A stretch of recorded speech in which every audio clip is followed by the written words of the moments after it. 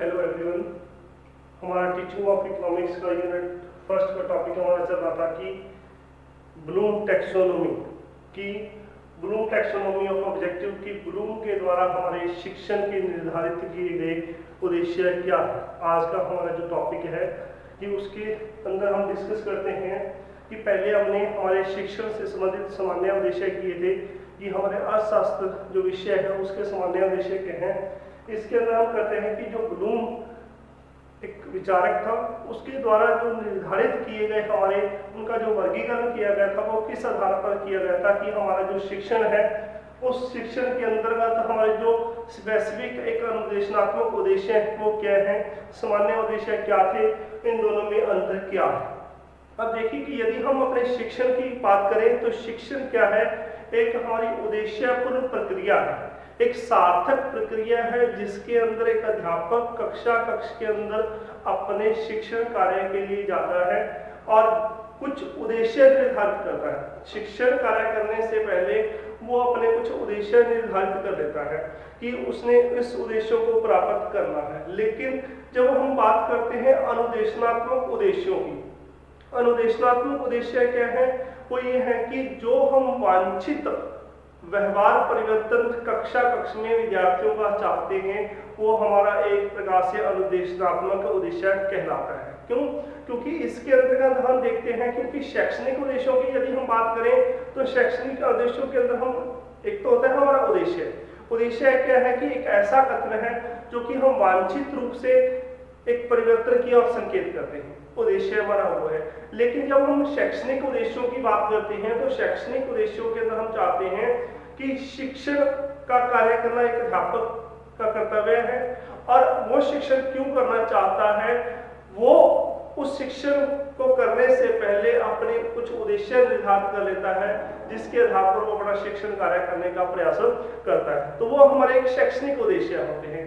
लेकिन जब एक शिक्षण के अंदर क्या करते हैं, जब विद्यार्थी के अंदर टीचर कक्ष के अंदर कुछ व्यवहारिक परिवर्तन चाहता है, जिन व्यवहारिक परिवर्तनों की वो उम्मीद रखता है उसके अनुसार जब व्यवहारिक परिवर्तन होते हैं तो वो हमारे एक प्रकार के अनुदेशनात्मक उद्देश्य कहलाते हैं। तो इसके अंतर्गत ये माना जाता है क्योंकि हमारा जो ये प्रोसेस है शैक्षणिक उद्देश्य के अंदर हम तीन तरह से एक जो ब्लूम है, ब्लूम ने इसको हमारे शिक्षण कार्य को त्रिध्रुवीय प्रक्रिया माना है। त्रिध्रुवीय प्रक्रिया क्यों माना है? क्योंकि इसके अंतर्गत तीन बातें हैं। क्या? एक तो हमारे एजुकेशनल ऑब्जेक्टिव क्या है कि हम क्या करना चाहते हैं, हमारे एजुकेशनल ऑब्जेक्टिव क्या है, वो किस प्रकार से, जिस प्रकार से हम एक त्रिभुज की बात करते हैं कि इसके अंतर्गत हम यदि देखें हमारे शिक्षा के उद्देश्य क्या हैं, शैक्षिक उद्देश्य क्या है हमारे, कि जिस हम उद्देश्य की बात करते हैं शैक्षिक उद्देश्य है हमारा कि हम इसके अंतर्गत जब कक्ष में शिक्षण करने जाता है टीचर तो उसके अंदर उसका शैक्षिक उद्देश्य क्या है कि वो क्यों पढ़ाना चाहता है। उसके अंदर दूसरा है हमारा अधिगम अनुभव। दूसरी बात हम करते हैं हमारे अधिगम अनुभव की। अधिगम अनुभव क्यों किया जाता है?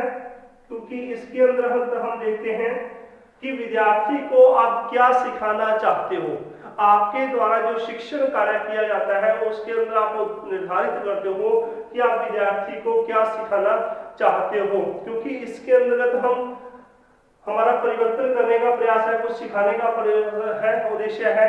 तीसरा हमारा व्यवहार में परिवर्तन। व्यवहार में परिवर्तन किस प्रकार से है? क्योंकि इसके अंतर्गत हम देखते हैं व्यवहार में परिवर्तन कि आप विद्यार्थी के अंदर जो परिवर्तन लाने के लिए शिक्षण कार्य करते हो वो हमारा क्या कहलाता है, हमारे एक प्रकार के अनुदेशनात्मक उद्देश्य कहलाते हैं। क्योंकि शैक्षिक उद्देश्य आप कक्ष में जाने से पहले निर्धारित करके चलते हैं कि किस उद्देश्य की प्राप्ति के लिए आप अपना शिक्षण कार्य जो है करना चाहते हैं। दूसरा हमारा है अधिगम अनुभव कि आप विद्यार्थी को क्या सिखाना चाहते हो।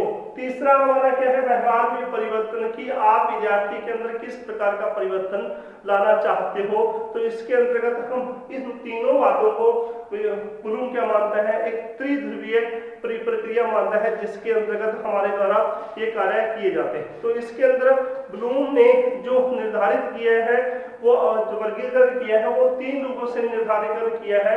वो 3 रूपों से निर्धारित कैसे किया जाता है? वो पहला उन्होंने जो किया है वो है ज्ञानात्मक उद्देश्य। ब्लूम ने अपने जो अनुदेशनात्मक उद्देश्यों की बात की है उसके अंतर्गत 3 बातें कही हैं। 3 बातें क्या कही हैं?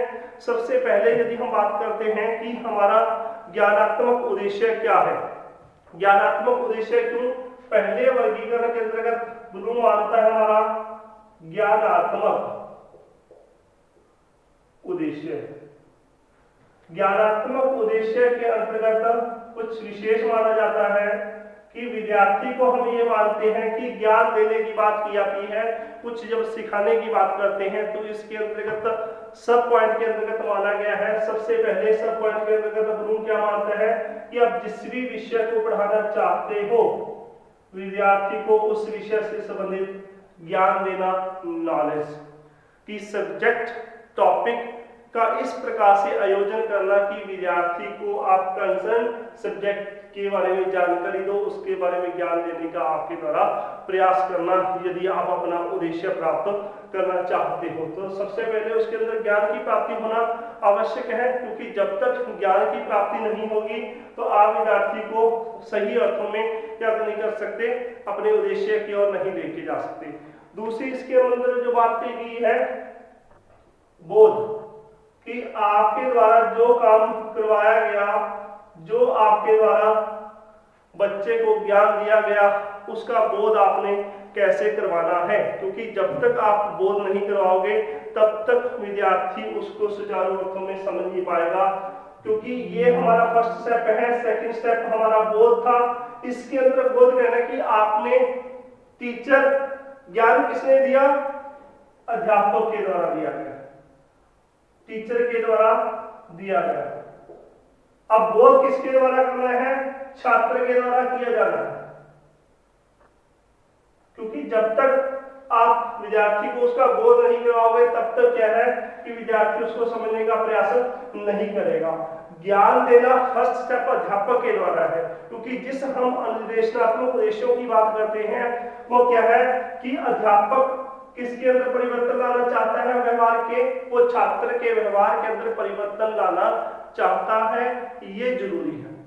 क्या परिवर्तन लाना चाहता है वो भी जरूरी है। इन दोनों बातों को ध्यान में रखकर क्या किया जाता है? हमारा बच्चे को उस ज्ञान का बोध करवाया जाता है, क्योंकि जब तक विद्यार्थी को बोध नहीं होगा, उसको समझ विकसित नहीं होगी, तब तक हम क्या मानते हैं कि वो अपने लक्ष्य की तरफ, अपने उद्देश्यों की प्राप्ति नहीं कर सकता।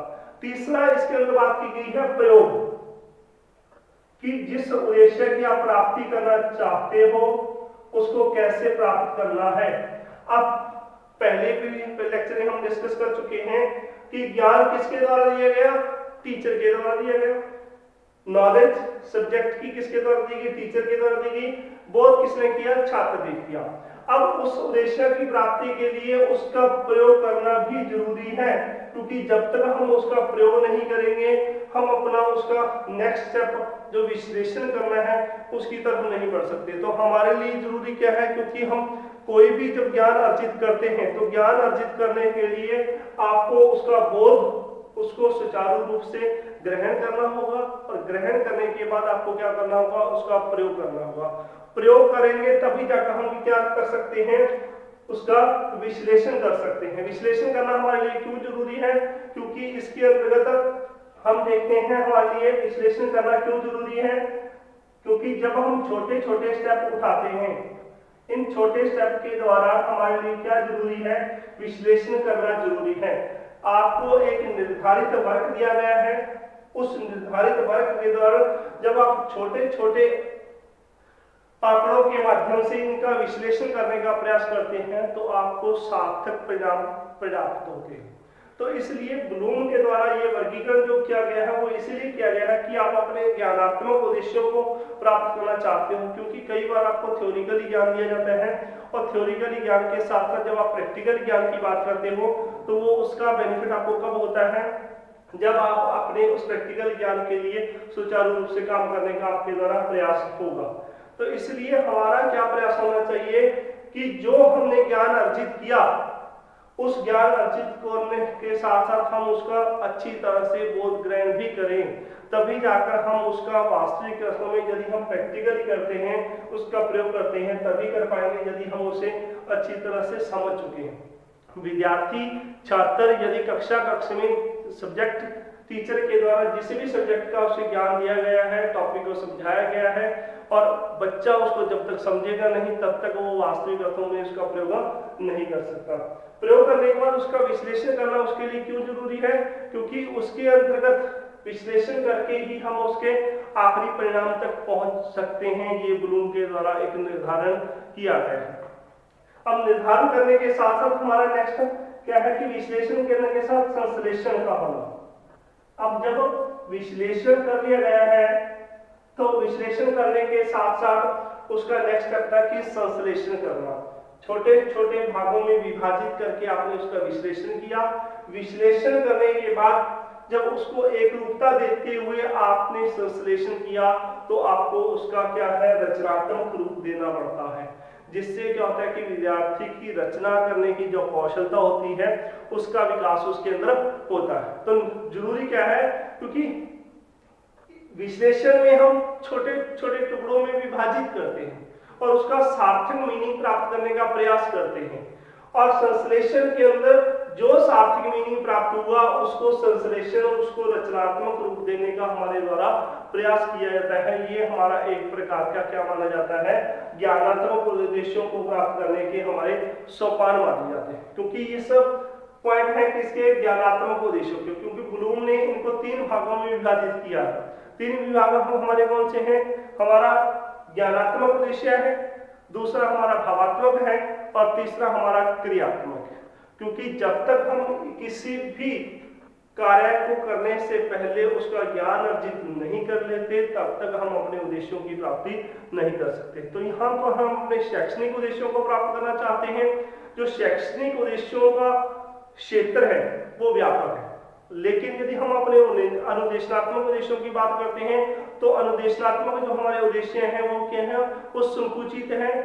केवल अनुदेशनात्मक उद्देश्यों को हम कक्षा के अंदर ही सीमित अर्थों में प्राप्त करने का प्रयास करते हैं, लेकिन हमारे जो शैक्षणिक उद्देश्य हैं वो पूरी शिक्षा के साथ हमारे चलते रहते हैं। क्योंकि शिक्षा कभी ना समाप्त होने वाली हमारी एक प्रक्रिया है, जिसके अंदर हमारा क्या प्रयास होता है कि हम अपने प्रयासों में सफल रहे। क्योंकि शिक्षा हमारी पहली कक्षा से प्रारंभ होती है और स्कूली शिक्षा हमारी 10+2 तक चलती है, और उसके बाद हमारी हायर एजुकेशन चलती है।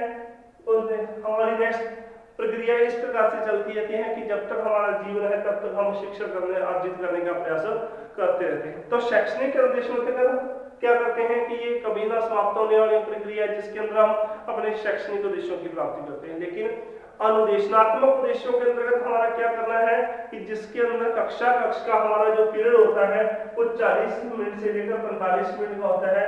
तो हम इस पीरियड के अंदर क्या करते हैं, अपने उन उद्देश्यों की प्राप्ति करने का प्रयास हमारे द्वारा किया जाता है कि हम छात्रों के अंदर व्यवहारिक या वांछित रूप से जो परिवर्तन करना चाहते हैं वो हमारे अनुदेशनात्मक उद्देश्यों के अंतर्गत हम उसको मानते हैं।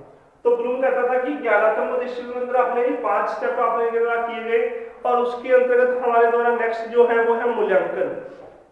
छठा स्टेप जो है वो है हमारा कि इसके अंतर्गत हम मूल्यांकन करते हैं कि हमारे द्वारा जो कार्य किया गया उस कार्य को हम प्राप्त करने के लिए क्या करते हैं, मूल्यांकन करते हैं। मूल्यांकन क्यों जरूरी है, वो एक विद्यार्थी और अध्यापक के लिए सुचारू रूप से सही मायने में माना जाता है कि आखिरी जो हमारा स्टेप माना जाता है मूल्यांकन। क्योंकि मूल्यांकन के अंतर्गत हम जिस योजना को बनाते हैं, विद्यार्थी ने जिस उपलब्धि को प्राप्त किया, क्योंकि जो हम व्यवहार में परिवर्तन चाहते थे क्या वो परिवर्तन सुचारू अर्थों में, सही अर्थों में, सार्थक अर्थों में हमें परिवर्तन प्राप्त हुए या नहीं हुए। क्योंकि जब तक हम उसका मूल्यांकन नहीं करेंगे हमारे द्वारा किया गया जो प्रयास होता है वो सफल नहीं माना जाता। तो इसलिए क्या माना जाता है कि हमारे अंतर्गत ये नेक्स्ट माना जाता है कि भावात्मक रूप से क्षेत्र जो है वो इस आधार पर है, क्योंकि ये हमारी एक आधार का काम करता है। इस आधार के रूप से ही हम आगे दूसरे स्टेप तक हमारे तक है वो बढ़ जाते हैं। तो ये पहला स्टेप था, ज्ञानात्मक उद्देश्य क्या थे और ये किस आधार पर हम इसको आगे बढ़ सकते हैं। दूसरा हमारा जो स्टेप है वो है भावात्मक उद्देश्य। अब भावात्मक उद्देश्यों के अंतर्गत हम क्या मानते हैं कि भावात्मक क्षेत्र हमारा क्या है। भावात्मक उद्देश्य है हमारे, भावात्मक उद्देश्य क्या है, जिसके अंतर्गत हम भावों के माध्यम से कुछ प्राप्त करने का प्रयास हमारे द्वारा किया जाता है।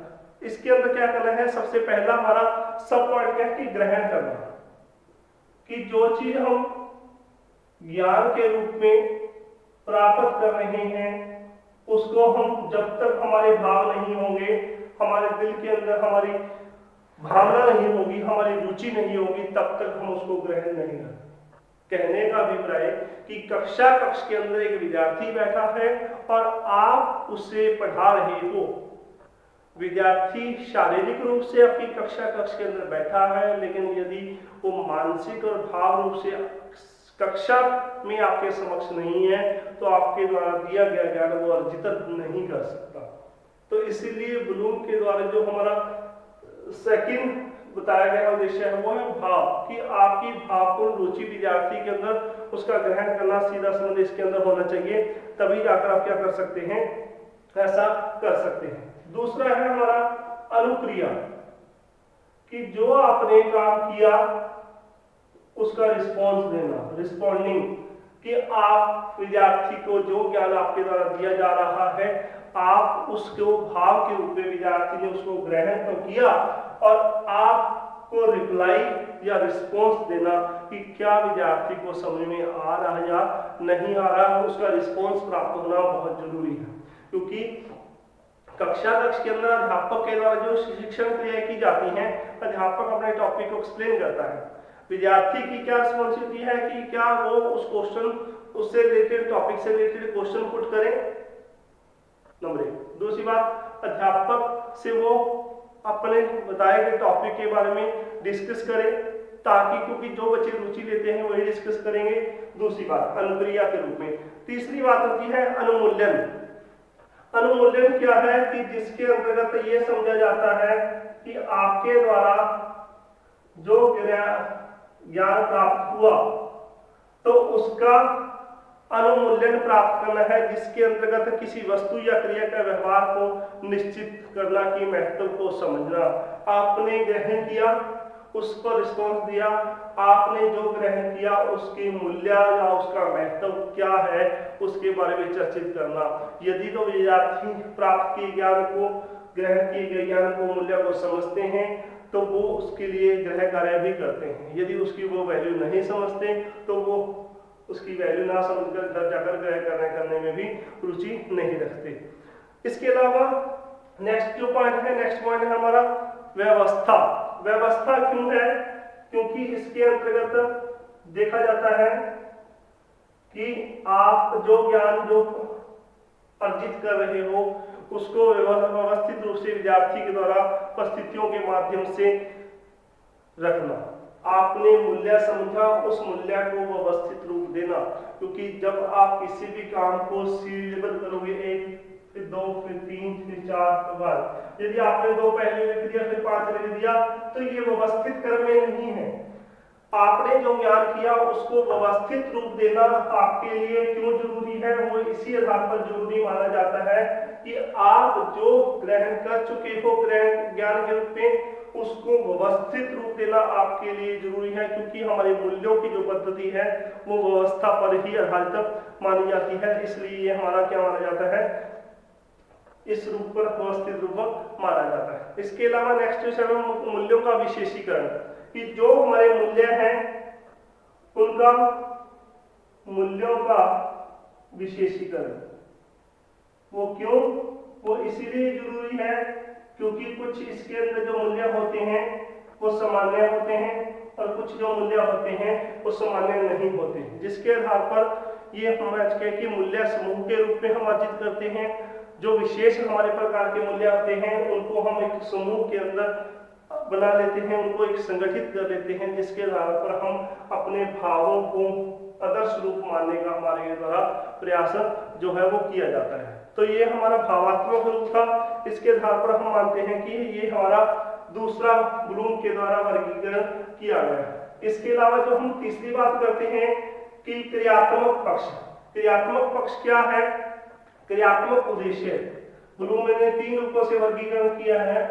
क्रियात्मक तीसरा स्टेप है हमारा क्रियात्मक उद्देश्य, जिसके अंतर्गत हमने पहले 2 रूपों से ज्ञान को अर्जित करने का प्रयास किया, ज्ञानात्मक रूप से, भावात्मक रूप से, और तीसरा हमारा ज्ञानात्मक रूप से। ज्ञानात्मक रूप से जब हमने अर्जित किया, दूसरा स्टेप कि जब आप भावों से उसको समझने का प्रयास नहीं करोगे तब तक आप उस ज्ञान को अच्छी सुचारू रूप से नहीं दे सकते।